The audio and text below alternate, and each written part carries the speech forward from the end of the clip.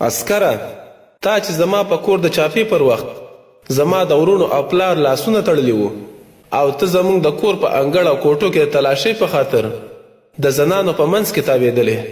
زما پلار ورونه دې د کور د ماشومانو او زنانو تر مخ کنځل.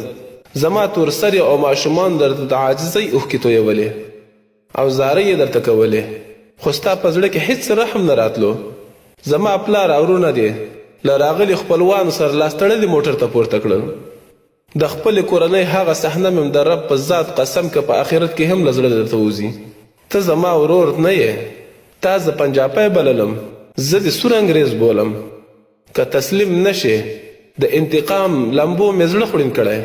همدا موقع مې له الله څخه درته هغه د بېوسۍ او مظلومیت په وخت کې غوښتله چې باداران به دې کله یوازې راته پرېږدي. نن له ما د ترحم هېڅ هیله او سوچ مه کوه، مګر که امارت ته تسلیم شوې توبه دې ویستله، تر دا هر څه در تیر یم. که نه نو ګیله مه رانه کوه، سخت په زړه درته خوړین یم.